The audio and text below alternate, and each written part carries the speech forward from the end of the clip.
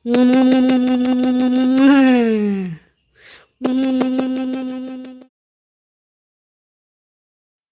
দুনিয়াতে ভালো মানুষের সংখ্যা খুবই কম। ভালো মানুষ পেতে গেলে তার সঙ্গে মিশতে লাগে অনেক দিন, মিশে তার সাথে তার পরিচয় কি সেটা অনেক দিন পর জানা যায়, তার সঙ্গে অনেক দিন মিশিয়ে সেটা জানা যায়। তো হ্যালো এভরিওয়ান, গুড মর্নিং সবাইকে। আমি চলে আসলাম ব্লগে। আর সকাল সকাল দেখো মেয়ে আর ছেলে আমার সাথে আছে, আর আমি তো সকাল সকাল রান্না বান্না শেষ করে এখন আমি কাপড় চোপড় গোছাবো। আর আজকে তো প্রচণ্ড ঝড়, মানে কালকে আর আজকে হাওয়া উঠছে, প্রচুর হাওয়া উঠছে, ঝড় উঠেছে।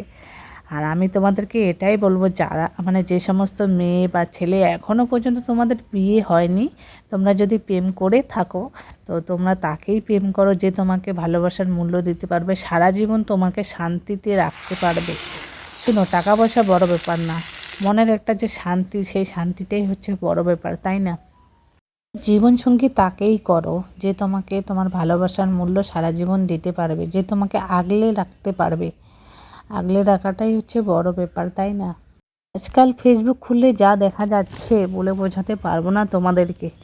এখন দেখছি ফেসবুক খুললে দেখা যাচ্ছে যে অন্যের বউকে নিয়ে আর একটা ছেলে মানে চলে যাচ্ছে বাড়িতে, আর একটা বউ থাকা সত্ত্বেও তারপরে আর এক মানে যে বউটা গেল তার আবার ছেলে মেয়ে বাচ্চা রয়েছে। তো তার জন্য বলছি, যারা নতুন বিয়ে করছো একদম দেখে শুনে বিয়ে করো, এরকমটা করো না বাড়িতে বাচ্চা রেখে আর একটা বাচ্চাকে মানে আরেকজনের কাছে যাওয়া। প্রথম বিয়েতে যে মানে সুখে থাকতে পারবে না, পরের বিয়েতে সে কোনোদিনও সুখে থাকতে পারবে না, সেটা ভাবা দরকার। ঠিক আছে, শুধু প্রেমে মগ্ন হলে হবে না, এটা শরীরের ভালোবাসা, এটা মন থেকে ভালোবাসা না। তো কথা বলতে বলতে দেখো আমার বর কতগুলো আম মানে পেরে নিয়েছে, ছেলের সাথে গুছাচ্ছে।